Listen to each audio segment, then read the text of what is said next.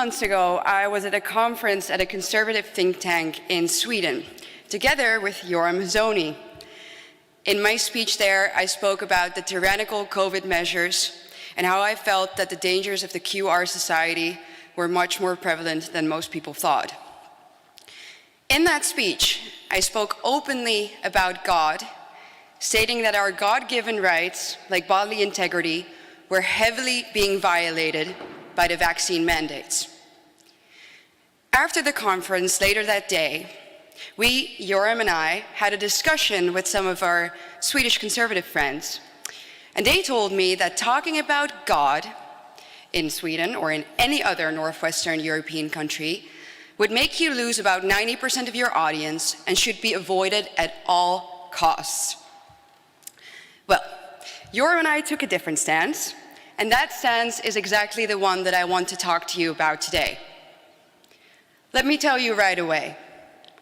Not only do I disagree with the statement that conservatives shouldn't openly and unapologetically talk about God, I also think the very reason we are losing some of the most important battles right now is precisely because we've lost track and sight of God.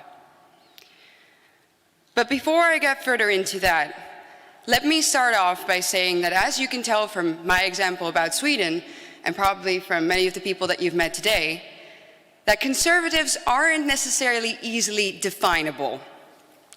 Conservatism in Europe knows many nuances and different tones depending on where you find it. Our neighbors in the south or in the east might be quite different than us ourselves here in Northwestern Europe. And that's understandable, of course, because what is more natural than wanting to defend your own, your national heritage, your national identity, and your culture? Especially, of course, in a time of rapid cultural decay, mass migration, and demographic change. But let's zoom out of the realm of national policies for a second. What unites us conservatives? Generally speaking, I would say that all real conservatives care deeply about the three transcendentals: the good, the true, and the beautiful. And of course, we can debate each other endlessly about what the substance of those three things might be. But what I think is most important is the fact that we think there is such a thing as morality, that there is such a thing as the truth, and that there is such a thing as beauty. You see, we believe in the concept of these things, the metaphysical idea behind them. But we are a dying breed. Customs, craftsmanship, religion, tradition, all landmarks that used to give Western men some sort of guidance and a sense of identity have been under massive attack, and some might say even willfully destroyed. And as a result, we now live in a globalized world without any physical or moral borders, leaving most of us permanently confused, disoriented, and isolated.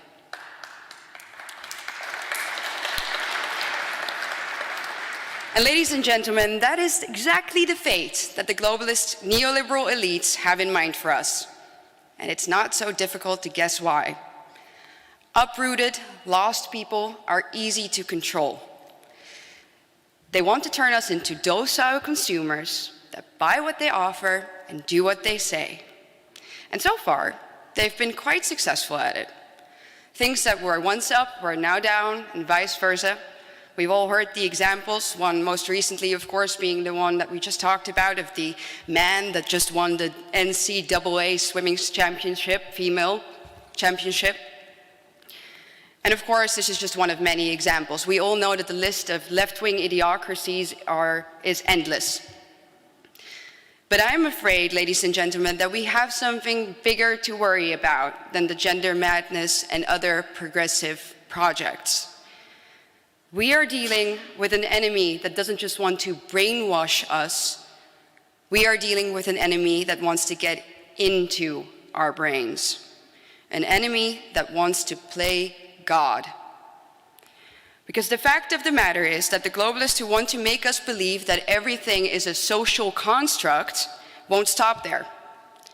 They want to make us believe that even life itself is a construct, one that they can design and, of course, therefore control. And like all other things, they will bring this to us under the guise of equality and other noble pretexts, such as public health. Because if there's one thing that we have seen and that we can take away from the past 2 years, it's that people have been shown to be incredibly willing to give up their freedom in order to be protected by the state. And this is no surprise, of course. With the decline of Christianity, people have become increasingly afraid of the afterlife, or rather, the lack thereof. And that is why, if there is one thing that modern man is nowadays incredibly afraid of, it's death. So protecting public health, of course, sounds like an amazing, noble goal. And it is therefore an incredibly effective tool in gaining control over millions of citizens. But what if the elites offer us something more than just protection from death with their vaccine passports?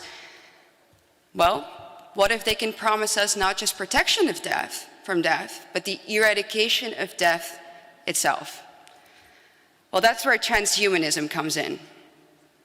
Transhumanism promotes the view that the human species should take control over its own evolution through technology. Technologies such as brain implants, genetic engineering, and nanotechnology, eventually allowing for us humans to become immortal in the cloud, but not that cloud. Promising us paradise on Earth, the most rich and powerful people on the planet are currently working on tools that will alter human nature forever. I know that all of you know Elon Musk, and I know that you all know him from Tesla, right? The self-driving cars. But have you ever heard of the concept or of the name Neuralink? I see some people are nodding, but I see loads of people who don't. Well, let me tell you, Neuralink is one of Elon Musk's other projects, and it's a chip that can be implanted into the brain, convert your brain activity, so mind you, those are your thoughts, into a digital form and have them seriously uploaded to that cloud. And of course, also Elon Musk sells this Neuralink as something that could be beneficial to public health, stating that the chip could address brain or spinal injuries and make up for whatever lost capacity someone might have. So next time, and I know some of you like him because of the base things he says on Twitter, please think about that too. And not just Neuralink. What about human ectogenesis, or growing a baby outside of the woman's womb? Well, that's already on the way. Chinese scientists reportedly already have created an artificial womb for fetuses to safely grow in what they call a robotic nanny. Not a mother, a nanny. And we all know already that soon women will be sold this new fantastic advancement by saying, well, you won't have to suffer through those debilitating 9 months of back pain and swollen feet, and you won't have to take a break from your career anymore. This is all part of the so-called Fourth Industrial Revolution, which entails the blurring of boundaries between the physical, digital, and biological world. And that revolution is very much taking place as we speak. In fact, most of the response to the pandemic has relied on Fourth Industrial Revolution technologies, such as genetic sequencing, vaccine biotechnology, and contact tracing, aka mass surveillance software. And if you still believe that all of this is for the greater good and it won't be used against us, then I have to say, I'm sorry, but you're being dangerously naive. Transhumanism will be presented to us as the Holy Grail, but in fact, it's the poisoned chalice. I can imagine that some of you still might be thinking that I'm exaggerating this, but well, the reality is that I'm not the one saying it, they are. All we have to do is listen. For example, some years ago at the annual meeting of the World Economic Forum, Yuval Noah Harari said, and I quote, "Soon corporations and governments will be able to hack all people. This will be the greatest revolution in biology since the very beginning of life. Science is replacing evolution with intelligent design, not the intelligent design of some god above the clouds, but our intelligent design." End of quote. Bottom line is, ladies and gentlemen, we don't take our enemies seriously enough. We can't seem to imagine that there are people on this earth who want to create a new human, a new world that is evil. As Baudelaire once said, the greatest trick the devil ever pulled was convincing the world he didn't exist. And he was right. Because how do we expect to win a war against enemies that we don't even see for what they are? Well, if we don't see it, we won't win that war. But yet there is solace and there is hope. Because what happens when humans try to change their nature? All you have to do is think about the story of Icarus. He thought he could change his human nature and fly to the sun. And what happened to him? He came crashing down. So in the end, especially us Christians who believe in God, we know that playing God never has worked and it never will work. Evil will perish in the end. But that's no reason to sit back right now, because the evil that we're facing has the potential to take control over millions of people on an unprecedented scale for a very long period of time. So standing by isn't an option. So what should we do? Well, the older I get, the less I believe that this is a matter of left and right. We don't need something smaller. No, we need something much greater than globalism, something much greater than transhumanism. We need the greatest. We need God. Religion will be the only...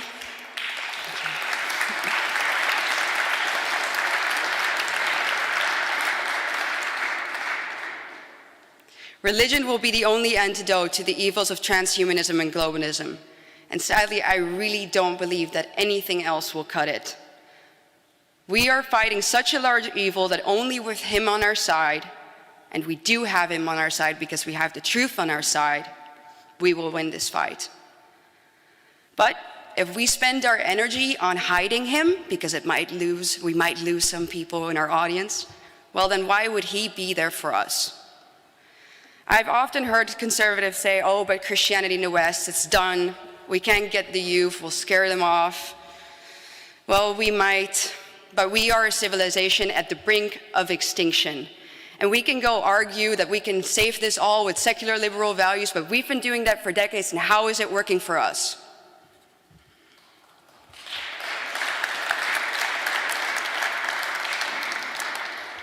I refuse to compromise on this, and I think that that is exactly the type of mindset that young people crave nowadays. In a world where everything is limitless, gray, and vague, giving a clear answer is the most liberating thing that you can do. And the beautiful opportunity that we have at hand here, ladies and gentlemen, is that, exactly as we've heard from our other speakers today, most young people, people of my generation in Northwestern Europe or in Europe and America too, hardly know anything about God, Christianity, and the church. But that gives us an opportunity.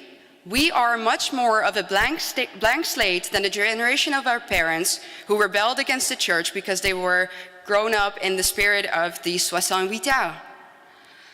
But how do we expect to have people turn to God and the truth if we don't introduce them to them? The Bible says the truth will set you free. So will we embrace the lies and globalism and watch Europe destroy itself from within? Or will we embrace the truth and fight for it? I know what we should do. Thank you very much.